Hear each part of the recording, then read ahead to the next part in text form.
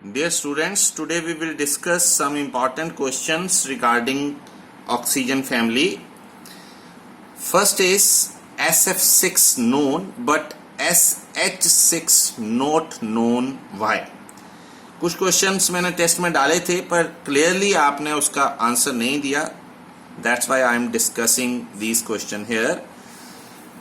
SF6 में sulphur की बात करें तो उसकी कॉन्फ़िगरेशन आ जाती है 1s2 2s2 2p6 3s2 3p4.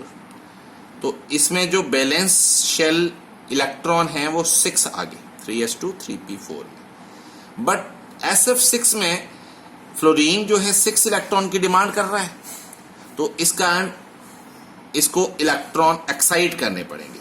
3s और 3p से इलेक्ट्रॉन को एक्साइट करना पड़ेगा इनटू 3d.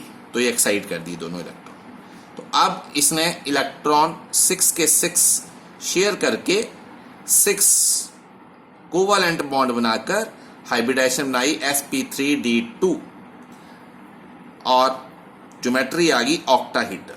अब ये तो मुश्किल नहीं है, ये तो आपने ऑलरेडी पहले पढ़ा है. बट यहां पर क्वेश्चंस की बात करें तो यहां पर पूछा है SH6 नॉट नोन. व्हाई? क्योंकि जैसे SF6 में फ्लोरीन ने इलेक्ट्रॉन को एक्साइट किया इनटू 3d सबशेल, वैसे SH6 में हाइड्रोजन जो है इलेक्ट्रॉन को एक्साइट नहीं कर सकता क्योंकि हाइड्रोजन की इलेक्ट्रोनेगेटिविटी बहुत कम है. So excitation is not possible in case of SH6 because hydrogen is less electronegative, तो इलेक्ट्रॉन एक्साइट नहीं कर सकता. एक और बात करूं, ये तो इस क्वेश्चन का कंप्लीट हो गया. सेकंड क्वेश्चन की कि आपको मैंने पूछा था SO2 की ज्योमेट्री, तो वो भी इसी ढंग से करनी थी आपने कि सल्फर के इलेक्ट्रॉन्स को एक्साइट करना था. सल्फर की कॉन्फ़िगरेशन होती है 3s2 3p4. अब 3s2 तो एज इट इज रहेगा, p4 एक इलेक्ट्रॉन को एक्साइट करना पड़ेगा. क्यों इलेक्ट्रॉन को एक्साइट करना है? क्योंकि ऑक्सीजन जो है that demands 4 electron to form 2 double bond. एक ऑक्सीजन एक डबल बॉन्ड बनाती है तो 2 को 4 इलेक्ट्रॉन की जरूरत पड़े. एक ऑक्सीजन जो है उसको डबल बॉन्ड बनाने के लिए 2 इलेक्ट्रॉन चाहिए. अब 2 ऑक्सीजन है तो 2 ऑक्सीजन को कितने इलेक्ट्रॉन की जरूरत पड़ेगी? 4. तो इसने इलेक्ट्रॉन को एक्साइट किया इनटू द 3d सबशेल. अब एक्साइटेशन के बाद ऑक्सीजन जो है उसने 2 सिग्मा बॉन्ड बना लिए और उन्हीं ऑक्सीजन ने 2 पाई बॉन्ड बनाए. एक पाई बॉन्ड है p पाई और दूसरा पाई बॉन्ड है p पाई d पाई. क्योंकि ऑक्सीजन के p ऑर्बिटल से आते हैं, ऑक्सीजन की कॉन्फ़िगरेशन होती है 2s2 2p4, तो ये 2p से आते हैं इलेक्ट्रॉन. बट यहां सल्फर से p से भी आ रहे हैं और d से भी आ रहे हैं. जहां p से आ रहे हैं वहां p पाई और जहां d से आ रहे हैं वहां p पाई d पाई बॉन्ड बन रहा है. अब जो मैंने समझाना, ये लोन पेयर है, समझाना ये है कि आपने ज्यादातर क्या किया था, ये हाइब्रिडाइजेशन बनी sp2, आपने किया था ऐसे पूरा sp3d2 यहां तक घुमाया था. मोस्टली सभी स्टूडेंट्स ने ऐसा नहीं करना क्योंकि पाई बॉन्ड हाइब्रिडाइजेशन में पार्टिसिपेट नहीं करते. आप अपना चेक करो कल का टेस्ट, वहां आपने गलती की, ये पूरा घुमाया है, तो ये देख लेना है. नेक्स्ट क्वेश्चन है SO2 act as oxidising agent as well as reducing agent, दोनों ही. But SO3 only oxidising agent not reducing agent. Why? अब कोई कंपाउंड ऑक्सीडाइजिंग एजेंट या रिड्यूसिंग एजेंट एक्ट क्यों करता है? वो अपनी ऑक्सीडेशन स्टेट को इंक्रीज डिक्रीज कर सकता है. यहां पर सल्फर की ऑक्सीडेशन स्टेट कितनी है? x, इसकी हमने मान ली ऑक्सीजन का चार्ज होता है -2, तो ये आया -4, तो x कितना आ गया? +4. तो सल्फर जो है +4 ऑक्सीडेशन स्टेट शो कर रहा है, बट मैक्सिमम सल्फर की ऑक्सीडेशन स्टेट है +6 और मिनिमम 0 भी है -2 भी है. तो ये अपनी +4 ऑक्सीडेशन स्टेट से अपनी ऑक्सीडेशन स्टेट को इंक्रीज भी करवा सकता है, डिक्रीज भी करवा सकता है इन केस ऑफ सल्फर डाइऑक्साइड. अगर इसकी ऑक्सीडेशन स्टेट +4 से +6 इंक्रीज हो रही है तो क्या हो रही है? ऑक्सीडेशन. और जिस चीज की ऑक्सीडेशन होती है वो एक्ट करता है एज अ रिड्यूसिंग एजेंट। और यहां पर इसका क्या हो रहा है, इसकी हो रही है रिडक्शन, क्योंकि इलेक्ट्रॉन इंक्रीज हो रहे हैं, तो जिसकी रिडक्शन होती है वो एक्ट करता है oxidizing agent. It means sulfur show intermediate oxidation state in sulfur dioxide. That's why it will act as oxidizing agent as well as reducing agent. But in case of sulfur trioxide, sulfur show +6 oxidation state maximum. तो ये उससे ज्यादा तो oxidation state को increase करवा नहीं सकता, इसका मतलब ये रिड्यूसिंग एजेंट तो एक्ट करेगा नहीं, +6 से नीचे आ सकता है, तो it mean it will act as a oxidizing agent only. तो ये क्वेश्चन बहुत इंपॉर्टेंट है, ये भी आपने करना है। Next, SF6 is not hydrolysed और it is used as a gaseous electrical insulator. ये हमने कल भी क्वेश्चन करा था, डाला था टेस्ट में, है भी बहुत इंपॉर्टेंट। क्यों है भी इजी? SF6 में sulphur sterically protected by 6 fluorine, so sulfur will not react further with any substance.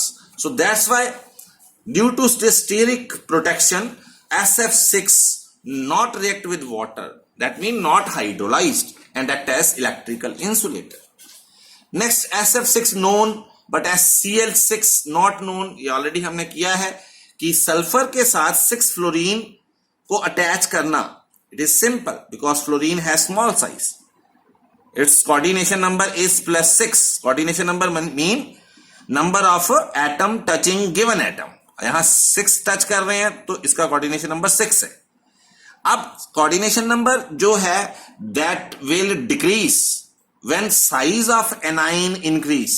अगर हम सल्फर के साथ क्लोरीन जो कि लार्ज साइज के होते हैं क्लोरीन वो अटैच करेंगे तो उनका साइज बड़ा होने के कारण वो सल्फर के साथ सिर्फ 4 एटम ही अटैच हो सकते हैं। ठीक है, तो जैसे जैसे इसका साइज बढ़ेगा वैसे वैसे कोऑर्डिनेशन नंबर डिक्रीज हो जाएगा। तो दैट्स वाई सल्फर जो है 6 क्लोरीन के साथ बॉन्ड नहीं बनाता, SCl6 not know. Next very important question is SOCl2. SOCl2 can act as weak Lewis acid as well as weak Lewis base. Lewis acid भी है, Lewis base भी है। बड़ा इंटरेस्टिंग क्वेश्चन है, इंपॉर्टेंट क्वेश्चन भी है। SOCl2 अगर हम इसकी ज्योमेट्री डिस्कस करें तो यहां पर सल्फर जो है एक तो इसमें ऑक्सीजन डबल बॉन्डेड है, 2 इसमें क्लोरीन सिंगल बॉन्डेड है। अब सल्फर के बैलेंस इलेक्ट्रॉन होते हैं 6, 1 2 3 4 और 5 6, एक लोन पेयर है। ये इसकी ज्योमेट्री है। अब ये लोन पेयर को डोनेट कर सकता है, और जो चीजें पेयर ऑफ इलेक्ट्रॉन डोनेट करती हैं वो एक्ट करती हैं क्या, Lewis base which donate pair of electron. So due to this lone pair electron, sulfur SOCl2 sulfur oxychloride act as Lewis base. अब सल्फर जो है उसमें वेकेंट d ऑर्बिटल भी होता है, वेकेंट d ऑर्बिटल, खाली d ऑर्बिटल होता है सल्फर में। ये देखो, ये हमने पहले डिस्कस किया। अगर खाली d ऑर्बिटल है तो it has tendency to take pair of electron. ठीक है, ये इलेक्ट्रॉन पेयर को ले भी सकता है, और इलेक्ट्रॉन्स को जो लेता है वो क्या होता है, Lewis acid. So that's why SOCl2 act as Lewis acid as well as Lewis base.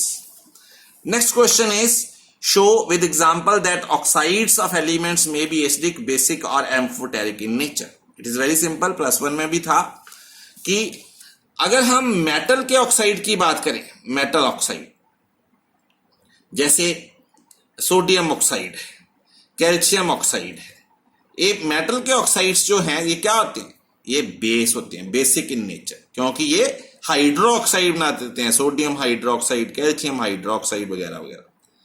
अगर हम नॉन मेटल के ऑक्साइड की बात करें, नॉन मेटल के ऑक्साइड्स जैसे carbon dioxide, sulphur dioxide, nitrogen dioxide, तो ये क्या होते हैं, एसिडिक इन नेचर, क्योंकि ये carbonic acid, sulphuric acid, sulphurous acid, nitric acid वगैरह बनाते हैं विद वाटर। और जो ऑक्साइड्स ऑफ मेटलॉइड्स होते हैं, ऑक्साइड्स ऑफ मेटलॉइड्स जैसे एल्यूमिनियम ऑक्साइड है, ये क्या होते हैं? ये होते हैं एम्फोटेरिक इन नेचर। ये क्या है? Amphoteric in nature. ओके, तो ये हमने एक विद एग्जांपल आपको बताया कि मेटल के ऑक्साइड बेसिक होते हैं, नॉन मेटल के ऑक्साइड एसिडिक होते हैं और मेटलॉइड के ऑक्साइड एम्फोटेरिक होते हैं। आप इस क्वेश्चन को बुक से करो, उसमें रिएक्शन के साथ आपको शो करना पड़ेगा। Next very simple question is anomalous behaviour of oxygen को डिस्कस करना है। सो ये हमने बहुत बार करा है कि every first element of each group show anomalous property then its congeners. Oxygen family में जो एलिमेंट है, oxygen, sulphur, selenium, tellurium, polonium, ये सारे एलिमेंट जो हैं उसमें ऑक्सीजन जो है इन सभी से अलग प्रॉपर्टी शो करता है फर्स्ट एलिमेंट होने के कारण। Why? Because of small size, because of no vacant orbital, no vacant d orbital, because of high electronegativity, high ionization enthalpy. So many reasons are there that first element of each group show anomalous properties than its congeners. तो आज आप इतना ही question आप इन सभी को discuss करो, अपनी notebook में सॉल्व करो और अगर प्रॉब्लम है तो पूछो। Thank you.